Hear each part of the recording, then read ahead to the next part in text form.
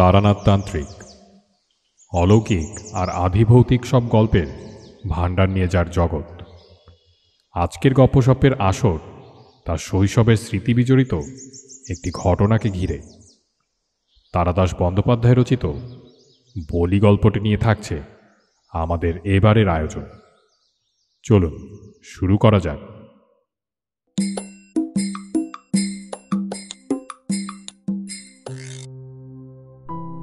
সান্ধ্য আসরে একদিন তারানাথকে বললাম, আপনার ছোটবেলার গল্প বলুন, শুনতে ইচ্ছে করছে।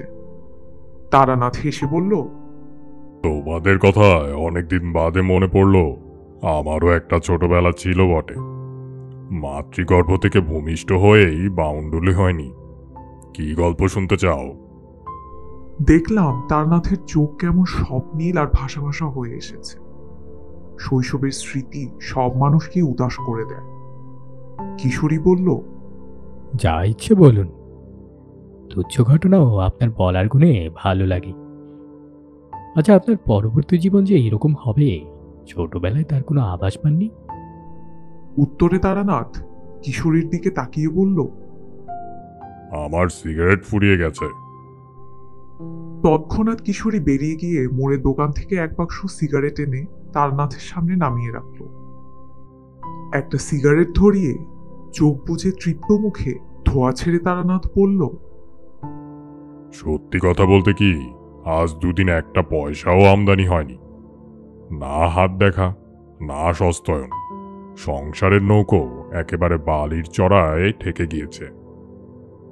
তাই আর লজ্জা করলাম না, সিগারেটটা চেয়েই নিলাম। কিশোরী বলল, পৃথিবীতে কিছু না দিলে কিছু পাওয়া যায় না। গল্প শোনারও একটা দক্ষিণা আছে। আপনি রোজ গল্প বলবেন আর পরিবর্তে আমরা কিছুই দেব না? তারানাথ হেসে বলল, ভালো, তোমার দেওয়াটা তুমি সুন্দর কথা দিয়ে ঢেকে দিলে। ফাঁকিটা ধরতে পারলাম না বটে, তবুও আমার নেওয়ার লজ্জাটা ঢাকা পড়ল। বেশ, কথকের দাক্ষিণ্য বলেই নিলাম না হয়। বাইরে শেষ বিকেলের আলো গাঢ় হয়ে এসেছে। বৈঠকখানার জানালা দিয়ে কিছুক্ষণ বাইরে তাকিয়ে থাকলো তারানাথ। তারপর একটা নিঃশ্বাস ফেলে বলল, ছোটবেলার কথা মনে পড়লে বুকের ভেতরটা কেমন করে।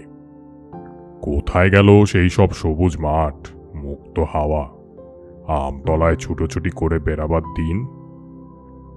আর এই এখন কোথায় পড়ে আছি দেখো। নোংরা পরিবেশ, ঘরের মধ্যে দিনের বেলা অন্ধকার, নর্দমা থেকে প্যাকের গন্ধ আসছে সারাদিন। না, সেসব দিন আর ফিরবে না, ফেরেও না। সবকিছু ছেড়ে ফেলবার ভঙ্গিতে হাত নেড়ে তারানাথ বলল, যাক, যা গিয়েছে তা তো আর ফিরবে না, বরং আমার স্মৃতিতেই সমস্ত উজ্জ্বল হয়ে থাকুক। সিগারেট শেষ করে ছাইদানি হিসেবে ব্যবহৃত একটা নারকেলের মালার মধ্যে গুজে দিয়ে তারানাথ বলল, একটা ঘটনা বলি শোনো। বহুদিন আগের কথা, আমার তখন ৮-৯ বছর বয়স।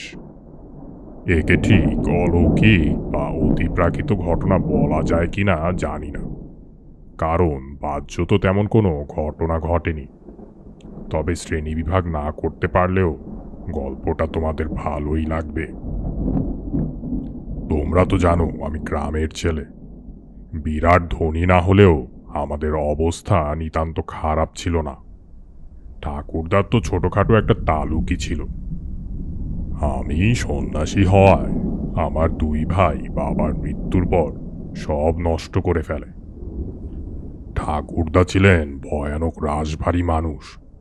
সমস্ত বৈষয়িক ব্যাপার তিনিই দেখতেন। তিনি বেঁচে থাকতে বাবা কেবল মাছ ধরে বেড়াতেন, আর কিছু করবার ছিল না বলে।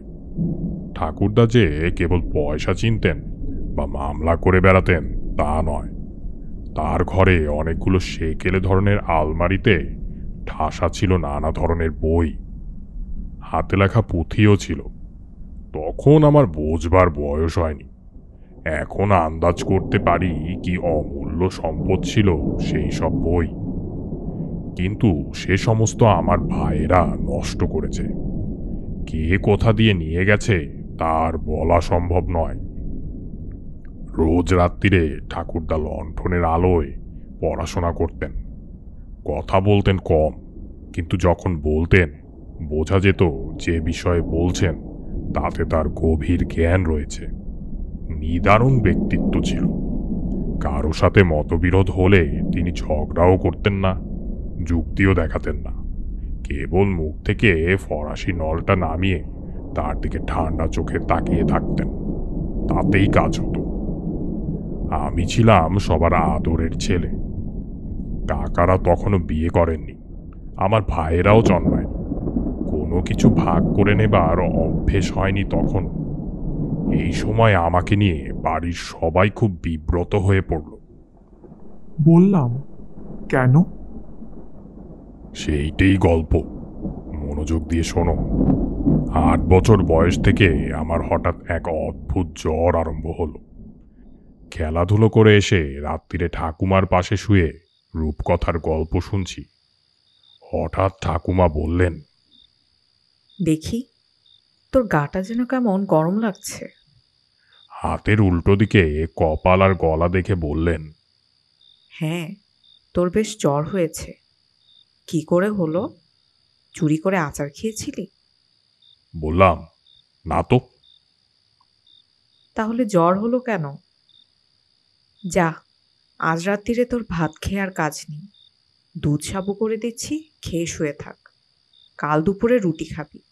শরীর একটু টেনে গেলে জ্বর নেমে যাবে। তাই করা হলো। কিন্তু পরপর 3 দিন রোগীর পথ্য নেওয়ার ফলেও জ্বর কমল না। তখনকার যুগে লোক কথায় কথায় ডাক্তার দেখাতো না, আর গ্রামে গঞ্জে অত ডাক্তারই বা কোথায়। বাবা কেবল একবার বললেন, ছেলেটা বড় দুষ্টু হয়েছে, টোটো করে ঘুরে অসুখটা বাঁধালো। ওকে একটু শিউলি পাতার রস খাইয়ে দিও তো। মোটের উপর কেউ আমার অসুখটাকে বিশেষ আমলে নিল না, নেওয়ার কথাও নয়। জ্বরজারি বাচ্চাদের হয়েই থাকে, আবার সেরেও যায়। কিন্তু 3 দশেক বাদেও যখন আমার জ্বর কমল না, তখন সবার টনক নড়ল। ঠাকুরদার কানে সহসা সংসারের কোনো খবর পৌঁছায় না। নিজের ঘরে বইপত্র আর দলিল দস্তাবেজ নিয়ে মগ্ন থাকেন। আমার জ্বরের 10ম দিনে ঠাকুরদা এসে খাটের পাশে দাঁড়িয়ে হাত দিয়ে গায়ের উত্তাপ দেখলেন। ঠাকুমা লম্বা ঘোমটা দিয়ে পাশে দাঁড়িয়েছিলেন। তাকে বললেন, আমাকে খবর দাওনি কেন? তারপর বাবার দিকে ফিরে বললেন, কাল সকালে উঠে মহকুমা শহর থেকে জীবন ডাক্তারকে ডেকে আনবে।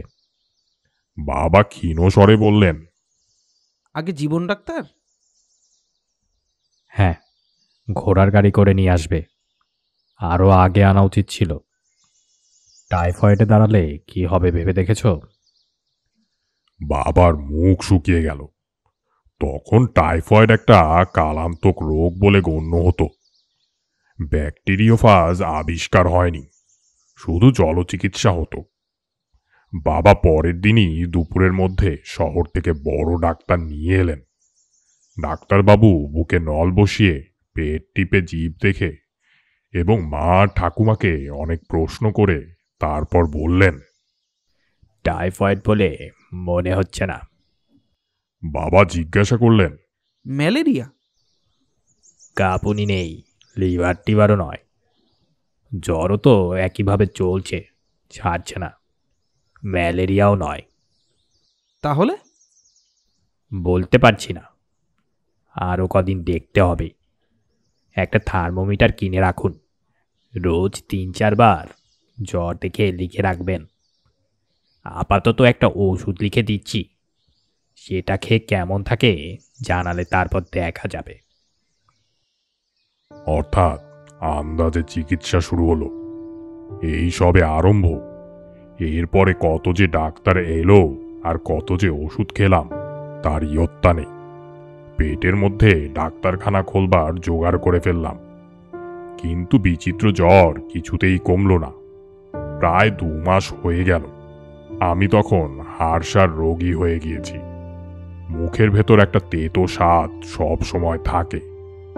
জানালার ধারে শুয়ে দেখি গ্রামের হরেন, রামু, শিবেন এরা সবাই গুলতি হাতে পাখি মারতে যাচ্ছে, কিংবা ছিপ হাতে চৌধুরীদের পুকুরের দিকে চলেছে। আমাকে দেখে ওরা জিজ্ঞেস করে, কিরে, জ্বর কমলো? আমি মাথা নাড়ি, ওরা চলে যায়। মা আর ঠাকুমা প্রায় খাওয়া দাওয়া ছেড়ে দিয়েছেন। বাবার থমথমে মুখ দেখলে আমার বুকের মধ্যে কেমন করে। এর ভেতর একদিন তিনি কলকাতা থেকেও বড় ডাক্তার ধরে আনলেন। সবই হলো, কিন্তু আমার জ্বর সারল না। জ্বর খুব একটা বাড়ে না, কিন্তু গায়ে থেকেই যায়, ছেড়ে যায় না একেবারে। ওহ, সে বড় ভয়ানক সময় গিয়েছে। একদম কাহিল হয়ে পড়েছিলাম। বিছানা থেকে উঠে দাঁড়াবার ক্ষমতা ছিল না। প্রথম দিকে ঠাকুমা কোলে করে বাথরুমে নিয়ে যেতেন, তারপর থেকে এগুলো বিছানাতেই সারতে হতো। আমার কোনো মৃত্যু ভয় হয়নি, কারণ ওই বয়সে একটা শিশু মৃত্যুকে চেনে না।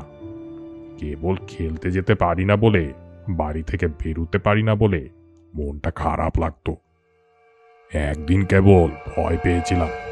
বিকেলের দিকে ঘুমিয়েই পড়েছি। তখন আমার ঘুমোবার সময়ের কোনো ঠিক ছিল না।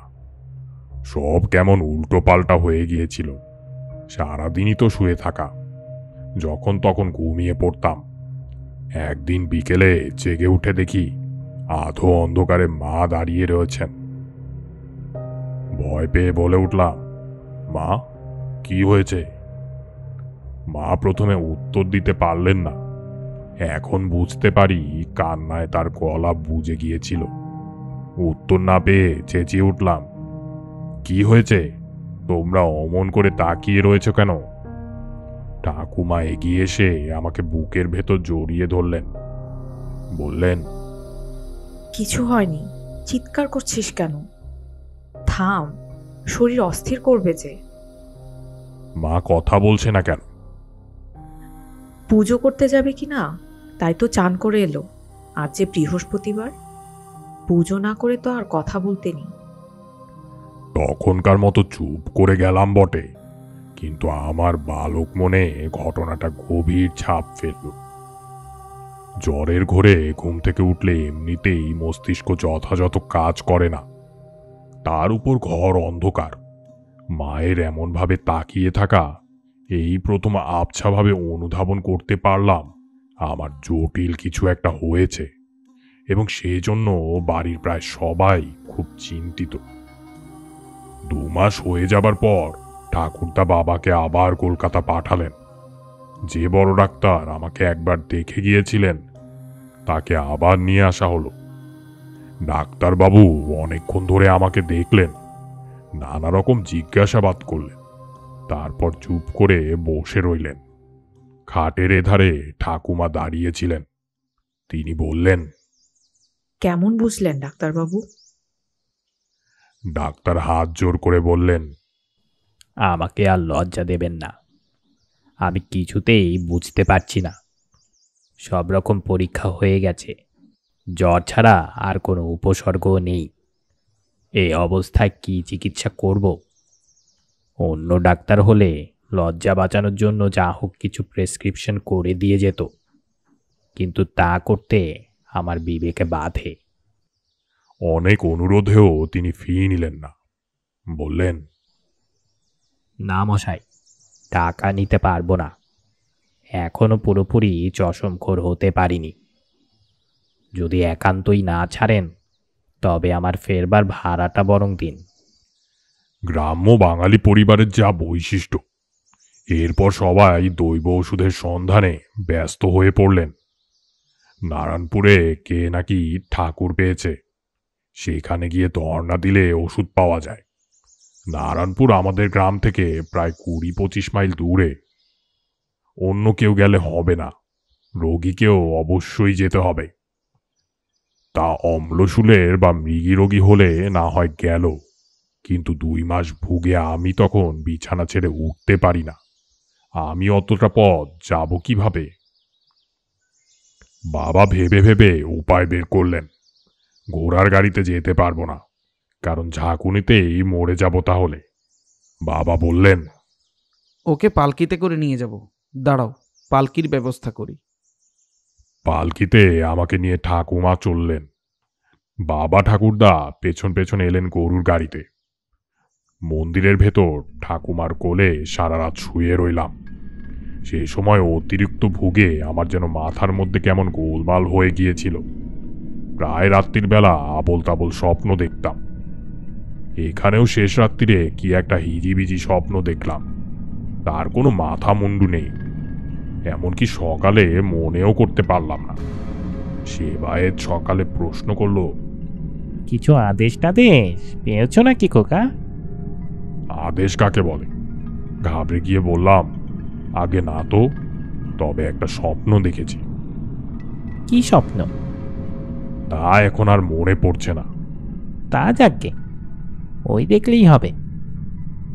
কি সব পুজো দেয়া হলো, একটা মাদুলি ঝুলিয়ে দেওয়া হলো আমার হাতে।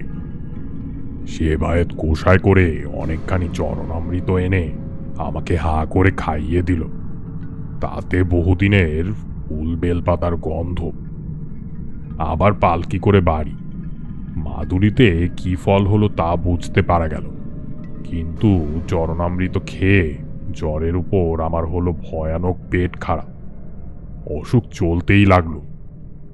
দিন 10 বাদে বাবা একদিন টান দিয়ে মাদুলিটা ছিঁড়ে বাইরে ফেলে দিলেন।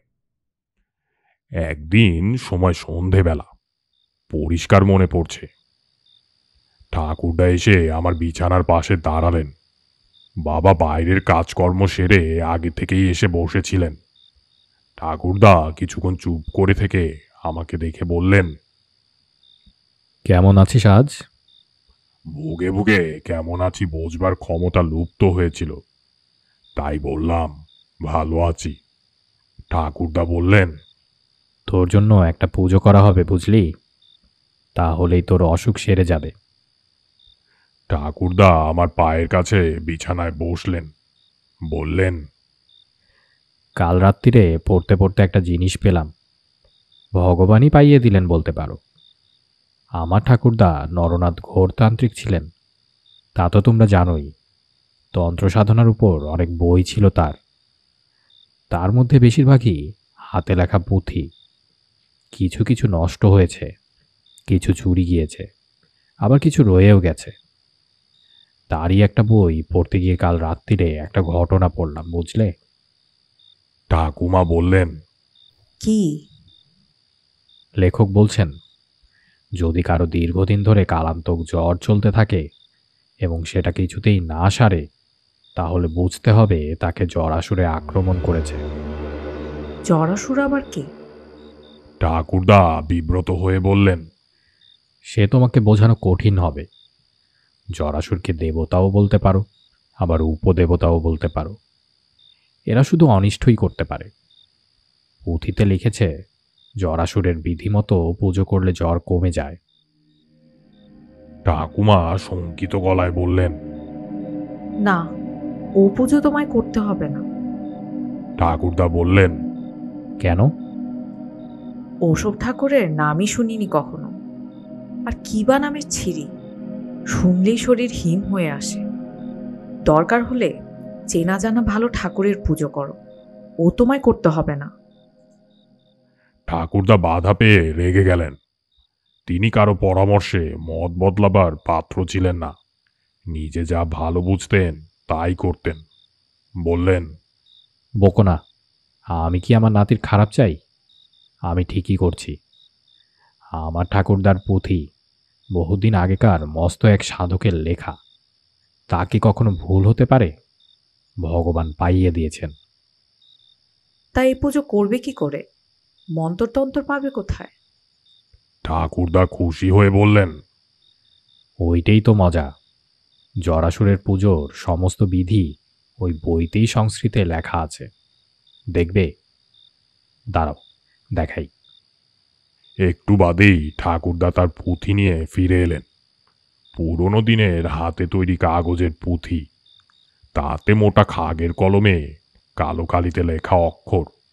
বলা বাহুল্য, মা বা ঠাকুমা কেউই বিন্দু বিসর্গ বুঝলেন না, কিন্তু ঠাকুরদা মহা উৎসাহে গড় গড় করে দুর্বোধ্য সংস্কৃত পড়ে গেলেন অনেকখানি। তারপর এক জায়গায় থেমে গিয়ে বললেন, এই হলো পুজোর নিয়ম আর মন্ত্র, বুঝতে পারলে তো? দেবভাষার মোহ বড় সাংঘাতিক। ঠাকুমা মাথা হেলিয়ে সম্মতি জানালেন। ঠাকুরদা বললেন, আমার ভাগ্য খুব ভালো। ঠিক এর পরেই পুঁথির এই পাতাটা কিছুটা পুড়ে গেছে, এই দেখো। দেখলাম সত্যি পাতার অর্ধেকটা কিভাবে যেন পুড়ে গিয়েছে বটে। ঠাকুরদা বললেন, তাতে অবশ্য কোনো ক্ষতি হবে না। পোড়া জায়গার আগেই পুজো বিধি সম্বন্ধে লেখাটা শেষ হয়ে গেছে। আর 12 দিন বাদে অমাবস্যা, ওই দিনই পুজো দেব। বাবাকে বললেন, হরিশ কুমারকে খবর দিস তো কাল, আমার সঙ্গে দেখা করতে বলিস, ঠাকুর গড়াতে হবে। বাবা বললেন, ঠাকুরও গড়ানো হবে নাকি? তা হবে বই কি, নইলে পুজো হবে কি করে? কেমন ঠাকুর? ঠাকুরদা একটু কেশে বললেন, মানে পুঁথিতে যা বর্ণনা রয়েছে তাতে দেখা যাচ্ছে জরাসুরের চেহারা মানে খুব একটা সুন্দর নয় আর কি। তা সে আর কি করা যাবে। পরদিন হরিশ কুমার এসে হাজির হলো। ঠাকুরদা আদৌ ভূমিকা না করে তাকে বললেন, তোমাকে একটা নতুন ধরনের মূর্তি বানিয়ে দিতে হবে পুজোর জন্য, পারবে তো? আগে কিসের মূর্তি? জরাসুরের। জরাসুর? সে আবার কি জিনিস? ঠাকুরদা তাকে ব্যাপারটা আদ্যপান্ত বুঝিয়ে দিলেন। সময় নেই মোটে, 11 দিনের মধ্যে শেষ করতে হবে। 12 দিন পরে পুজো। কর্তামশাই, মূর্তি দেখতে কেমন হবে? ঠাকুরদা একটু ইতস্তত করে বললেন, 3টা মাথা হবে বুঝলে, 6টা পা, 6টা হাত, পেছনে একটা মোটা লেজও থাকবে। আগে লেজ? হ্যাঁ, লেজে আর গায়ে বড় বড় কাটা, গায়ের রং ঘোর কালো। 3টে লাল রঙের বড় বড় চোখ হবে, তার ভেতর একটা চোখ থাকবে কপালে। লাল জিভ বের করে দাঁড়িয়ে আছে জরাসুর। কি, পারবে তো? একটু নিঃশ্বাস ফেলে হরিশ বলল, পারবো, তবে কথা হচ্ছে কি, এ পুজো কি না করলে হতো না? কেমন কেমন যেন ঠেকছে। আরে রাখো তো, তুমিও দেখি মেয়েদের মতো আরম্ভ করলে। যে রোগের যে ওষুধ, বুঝলে না? যাও, কাজ করোগে। জরাসুরের পুজো নাকি বসত বাড়ির ভেতরে করতে নেই, তাই আমাদের বাড়ির বাইরে মূর্তি গড়ে দিল হরিশ কুমার। ইতিমধ্যে গ্রামে এবং গ্রামের বাইরে রটে গিয়েছে ঠাকুরদা নাতির অসুখের জন্য কি এক বিকট মূর্তি বানিয়ে পুজো করছেন। রোজ সকাল থেকে শামিয়ানার তলায় ব্যাপারটা চাক্ষুষ দেখবার জন্য ভিড় লেগে থাকত। হরিশ কুমারও ওস্তাদ লোক। এখন বুঝি মানুষটা খাঁটি শিল্পী ছিল।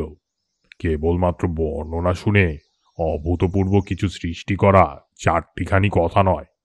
সুন্দরকে যে সৃষ্টি করে সে যেমন বড় শিল্পী, আবার ভয়ানক বীভৎস রস যে সৃষ্টি করতে পারে সেও বড় শিল্পী বৈকি। হরিশ মাথা ঘামিয়ে এমন এক বিকট মূর্তি তৈরি করলো যা দেখে পুজোর দিন আমার বুক কেঁপে উঠেছিল। এদিকে সব আয়োজন মোটামুটি হয়ে গেল, শুধু পুরুত ঠিক করা বাকি। ঠাকুরদা নিজেই পুজো করবেন বলে ঠিক করেছিলেন, কিন্তু এবার ঠাকুমা সমূর্তি ধারণ করে ঝাঁঝালো গলায় জানিয়ে দিলেন যে ঠাকুরদা বিপত্নিক হবার পর যা খুশি তাই করতে পারেন, তার আগে নয়। ঠাকুরদা সামান্য হলেও ঠাকুমাকে ভয় করতেন।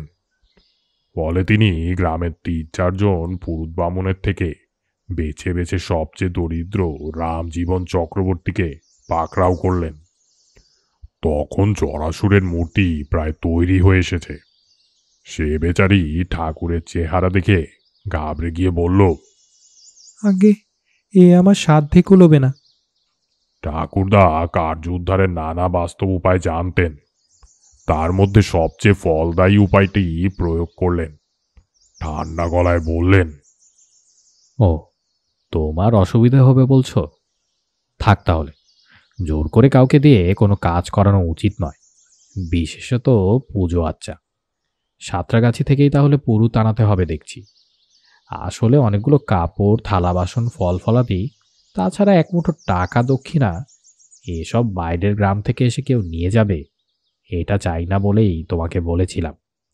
বরং দক্ষিণা কিছু বেশি লাগলেও গ্রামের পুরুত করলেই ভালো হতো। তা তোমার যখন অসুবিধে। রামজীবনের 2 বয়স্ক মেয়ে তখনও অবিবাহিতা। একমাত্র ছেলে পড়াশোনা এবং পৈতৃক ব্যবসা ছেড়ে গ্রামে গ্রামে শখের যাত্রা করে বেড়ায়। কাজেই রামজীবন ইতস্তত করে বললেন, আগে না, অসুবিধে আর কি, তবে নিয়মকানুন জানি নে। এ পুজো তো বড় একটা হয় না। নিয়ম আমি তোমাকে বলে দেব। 3 দিন ঠাকুরদা পুঁথি নিয়ে বসে সকাল সন্ধ্যা রামজীবনকে বোঝালেন। শেষ দিন বললেন, এবার একটা দরকারি কথা শোনো বলি। এই ঠাকুরের মূর্তি কিন্তু বিসর্জন হবে না। রামজীবন বললেন, বিসর্জন হবে না? তবে কি থাকবে? না, থাকবেও না। তবে ঠাকুরদা কিছুক্ষণ চুপ করে বোধহয় ভাবলেন কিভাবে ব্যাপারটা বললে ভালো হয়। তারপর বললেন, রামজীবন, পুজো হয়ে গেলে জরাসুরের মূর্তিটা গলিয়ে ফেলতে হবে। গলিয়ে ফেলতে হবে মানে? ওপর থেকে জল ঢেলে মাটি গলিয়ে? বাধা দিয়ে ঠাকুরদা বললেন, জল দিয়ে নয়, রক্ত দিয়ে। রক্ত? হ্যাঁ, বলির পশু আগে থেকে এনে রাখতে হবে। পুজো হয়ে গেলে একের পর এক বলি পড়বে, আর সেই রক্ত দিয়ে স্নান করানো হবে ঠাকুরকে। বলি চলবে যতক্ষণ না সমস্ত মাটি গলে কাঠামো বেরিয়ে পড়ছে। যত পশু লাগে লাগুক। রামজীবন নির্বাক হয়ে বসে রইলেন। ঠাকুরদা বোধ হয় তার মনের ভাব বুঝতে পেরেছিলেন। হাত দুটো জড়িয়ে ধরে বললেন, রামজীবন, আপত্তি করো না ভাই। আর তোমাকে টাকার লোভ দেখাবো না। আমার নাতির অসুখ, তার কথা একটু ভাবো। আমার বিশ্বাস এই পুজো না করলে সে বাঁচবে না। রাজি হও ভাই। মাথা নিচু করে রামজীবন বললেন, ভয় পাবেন না, কথা যখন একবার দিয়েছি কোনো কারণেই আর কথা ফেরত নেব না। আপনার নাতিকে আমি আশীর্বাদ করছি। এইভাবে অমাবস্যা এলো। ভোর থেকে বাইরে পুজোর জায়গায় জোড়া ঢাক বাজছে। আগের রাত থেকে বাড়ির কেউ আর ঘুমোয়নি। মা ঠাকুমা সারা রাত জেগে পুজোর সাজ করে দিয়েছেন। সাধারণত সে সময় কারো বাড়ি কোনো কাজ উপস্থিত হলে পাড়ার সবাই সাহায্য করতে আসতো, কিন্তু জরাসুরের মূর্তি দেখে কারো সে সদিচ্ছা জাগেনি। তবে আগে না এলেও পুজোর দিন সকাল থেকেই আশেপাশের 4-5খানা গ্রাম থেকে লোকজন এসে ভিড় করল। তাদের মধ্যে মূর্তির সামনে কুশাসনের উপর স্নান করে গরদের কাপড় পরে বসে আছেন রামজীবন চক্রবর্তী। তার হাতে কোষ্ঠীর মতো গোল করে পাকানো কাগজ। তাতে তিনি ঠাকুরদার পুঁথি থেকে পুজোর মন্ত্র নকল করে নিয়েছেন। বেলা 9টা নাগাদ ঠাকুরদা আমার বিছানার পাশে এসে কপালে হাত দিয়ে জ্বর দেখলেন। তারপর নরম গলায় জিজ্ঞাসা করলেন, খুব কষ্ট হচ্ছে দাদু? বললাম, হ্যাঁ। মাথায় হাত বুলিয়ে ঠাকুরদা বললেন, আর ভয় নেই, এইবার সেরে যাবে। নে, ওর দেখি, চল আমার সঙ্গে। ঠাকুমা বললেন, ওকে কোথায় নিয়ে যাচ্ছ? ও এখানেই থাকুক। ঠাকুরদা মৃদু গলায় বললেন, কিন্তু পুজোর জায়গায় ওকে থাকতে হবে যে। না, ও যাবে না। ঠাকুরদা আমার মায়ের দিকে ফিরে বললেন, বৌমা, ওকে বোঝাও। ওকে বলো আমি আমার নাতিকে কারো চেয়ে কম ভালোবাসি না। মা চুপ করে রইলেন। আমি বিছানা থেকে কোনো মতে উঠে দাঁড়িয়ে বললাম, চলো, আমি তোমার সঙ্গে যাব। বাড়ির পেছন দিকে খিড়কির পুকুর, তার পাড়ে এনে ঠাকুরদা বাবাকে বললেন, যাও, ওকে ধরে চান করিয়ে দাও। হাত ধরে নামাও পৈঠা দিয়ে। পরিবারের সবাই আপত্তি করার ভাষা হারিয়ে ফেলেছিল। আমার গায়ে তখন কম করে 103 জ্বর। বাবা বিনা বাক্য ব্যয়ে আমাকে পুকুরে ডুব দিয়ে আনলেন। ঠাকুরদার হাতে গামছা আর নতুন কাপড় ছিল। সেই কাপড় পরে পূজার জায়গায় গেলাম। সব লোক যেন কেমনভাবে আমার দিকে তাকিয়ে রয়েছে। ঠাকুরের মূর্তির সামনে বসে ওপর দিকে তাকালাম। এই প্রথম জরাসুরের মূর্তির সঙ্গে চোখাচোখি হল। ওহ, কি ভয়ানক মূর্তি না বানিয়েছে হরিশ কুমার। ঘোর কৃষ্ণবর্ণ শরীরে বড় বড় 3টে কাঁটার মতো লাল চোখ, গায়ে পেরেকের মতো খোঁচা খোঁচা কাটা, 3টে মাথা 6টা পা। পৃথিবীর সব কুষ্ঠিতাকে এক করে এক ভয়াবহ দুঃস্বপ্নের জন্ম দিয়েছে স্রষ্টা। বাবা ঠাকুরদা আগে স্নান সেরে নিয়েছিলেন। তারা দুজন আমার দুপাশে বসলেন। পুজো শুরু হলো। চারদিকে বেদম ঢাকের আওয়াজ, ধুনোর ধোঁয়ায় চারদিক অন্ধকার। রামজীবন চক্রবর্তী দৃপ্ত স্বরে মন্ত্র পাঠ করে চলেছেন। আমি দুর্বল শরীরে কোনো মতে আসনে বসে আছি মাত্র। ঠাকুরদা এক হাতে আমাকে জড়িয়ে ধরে আছেন। ঘণ্টাখানেক বাদে পুজো শেষ হলো। রামজীবন হেঁকে বললেন, সরে যাও সবাই, এবার বলি হবে। ঠাকুরদা আসলেই অনেক কিছু করেছিলেন আমার জন্য। অত বড় মূর্তি গলাতে কত ছাগল বলি দিতে হবে তার ঠিক কি? কাজেই নিখুঁত দেখে বহু ছাগল জোগাড় করে রাখা হয়েছিল। ঠাকুরদার ইঙ্গিতে নিবারণ কামার রামদা হাতে এগিয়ে এসে কাজ শুরু করল। সমবেত সবাই নির্বাক আতঙ্কে তাকিয়ে দেখছে। অত মানুষ জড়ো হয়েছে সেখানে, কিন্তু এতটুকু শব্দ নেই কোথাও। জরাসরের শরীর বেয়ে গড়িয়ে পড়ছে টাটকা রক্তের ধারা। সেই লাল রক্তে স্নান করে বিকট মূর্তিকে যেন বিকটতর লাগছে। একটু একটু করে ধুয়ে যাচ্ছে রং, গলে যাচ্ছে চোখ মুখ। বিকৃত অর্ধগলিতাঙ্গে কি বিভৎস হাসি হাসছে দুঃস্বপ্নের দেবতা। বেশিক্ষণ তাকাতে পারলাম না, চোখ সরিয়ে নিলাম। পেছনে তাকিয়ে দেখি অনেকেই এ দৃশ্য সহ্য করতে পারেনি। কখন নিঃশব্দে পূজা মণ্ডপ শূন্য হয়ে এসেছে, সেই শূন্যতার মধ্যে কেবল একটু বাদে বাদে উঠছে নামছে নিবারণ কামারের রামদা। তারও চোখ জরাসুরের মতো লাল হয়ে উঠেছে, সর্বাঙ্গ চকচক করছে ঘামে। একসময় চারদিকে রঙিন থকথক কাদার মধ্যে জরাসুরের মূর্তির অবয়বহীন কাঠামোটা দাঁড়িয়ে রইল কেবল, আর সব নিশ্চিহ্ন হয়ে গেছে। আমি এলিয়ে পড়েছি ঠাকুরদার কোলের ভেতর। ঠাকুরদা বুকের মধ্যে আমাকে জড়িয়ে ধরে বাড়িতে নিয়ে এলেন। আবার আমাকে বিছানায় শুইয়ে দেওয়া হলো। অবস্থা দেখে ঠাকুমা আমার মাথা কোলে নিয়ে বসলেন। বাবা নিজে বাতাস করতে লাগলেন পাখা দিয়ে। মা চোখে আঁচল দিয়ে কাঁদছেন। কেবল ঠাকুরদা অবিচলিত। তিনি তখনই আবার বেরিয়ে গেলেন। জরাসুরের কাঠামোটা নদীর ধারে নিয়ে দাহ করে ফেলতে হবে, তাই নাকি নিয়ম।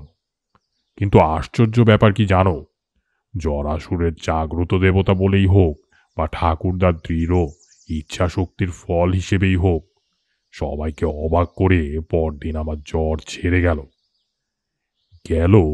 এবং আর এলোও না।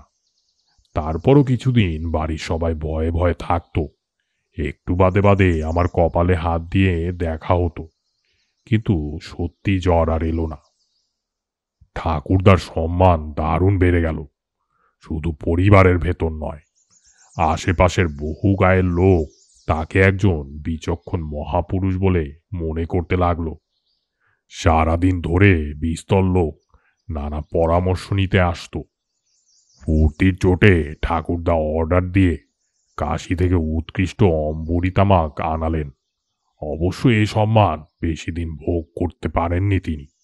আমার জ্বর সারার ঠিক 6 মাসের মাথায় ঠাকুরদা মারা যান। যন্ত্রণাহীন মৃত্যু। কাউকে কষ্ট দিলেন না, বিছানাতেও পড়লেন না। একদিন সকালে তাকে ডাকতে গিয়ে দেখা গেল বিছানায় তার প্রাণহীন দেহ পড়ে আছে। রাত্রিরে ঘুমের মধ্যে কখন প্রাণ বেরিয়ে গেছে। বোধহয় মৃত্যু আসন্ন অনুভব করে ইষ্টমন্ত্র জপ করছিলেন, কারণ ডান হাতের বৃদ্ধাঙ্গুল দিয়ে কর ধরা ছিল। সবাই বলল সন্ন্যাশ্রম। এইভাবেই ঠাকুরদা চলে গেলেন। ঘটনাটা এইখানেই শেষ হতে পারত, কিন্তু হলো না। বিধাতা বড় রসিক। আমি জানতাম না যে এই ঘটনার একটা বৃহত্তর উপসংহার আছে। জানলাম প্রায় 25 বছর পরে। তখন আমার অনেক সাধু সঙ্গ করা হয়ে গেছে। পাকা ভবঘুরের তান্ত্রিক তখন। একদিন ঘুরতে ঘুরতে এক গ্রামের প্রান্তে একজন সাধুর মঠে আশ্রয় নিয়েছি সন্ধেবেলা। বেশ সৌম্যদর্শন সাধু, ভারী ভালো ব্যবহার করলেন আমার সঙ্গে। তার আদেশে তার শিষ্যরা আমাকে যত্ন করে খাওয়ালো। রাত্রিরে সুন্দর শোবার জায়গা করে দিল। পরদিন সকালেই আমি চলে যাব, তাই রাত্রিরে খাওয়ার পর সাধুর কাছে তার আতিথেয়তার জন্য ধন্যবাদ জানিয়ে বিদায় নিতে গেলাম। প্রাথমিক আলাপের পর নানা বিষয়ে কথাবার্তা আরম্ভ হল। অনেক রাত অবধি গল্প চলল। কথায় কথায় সাধুকে জরাসুরের পুজোর ব্যাপারটা বললাম। শুনে সাধু চমকে আমার দিকে তাকিয়ে বললেন, সে কি, তোমার ঠাকুরদা জরাসুরের পুজো করেছিলেন? সে যে বড় সাংঘাতিক দেবতা, তার কথা তোমার ঠাকুরদা জানলেন কি করে? বললাম, ঠাকুরদার অনেক পুরনো পুঁথি ছিল, আমাদের পারিবারিক সম্পত্তি, তাতেই পেয়েছিলেন। সাধু বললেন, কিন্তু সমস্ত বিবরণ পড়েও তিনি পুজোয় নেমেছিলেন। পুজোর সংকল্প কার নামে হয়েছিল? বললাম, ঠাকুরদার নামেই। বাবা নিজের নামে করতে চেয়েছিলেন, ঠাকুরদা রাজি হননি। পুঁথিটা আস্ত ছিল? এবার আমার মনে পড়ে গেল। বললাম, না, শেষের পাতার অর্ধেকটা কিভাবে যেন পুড়ে গিয়েছিল। অবশ্য তাতে কোনো ক্ষতি হয়নি। সাধু বললেন, হয়েছে, ক্ষতি হয়েছে। অবাক হয়ে বললাম, কি রকম? সাধু উঠে গিয়ে ভেতর থেকে একটা পুঁথি নিয়ে এলেন। আমাকে বললেন, এই দেখো, আমার কাছেও এক খণ্ড আছে। শেষ পাতা পুড়ে না গেলে ঠাকুরদা দেখতে পেতেন।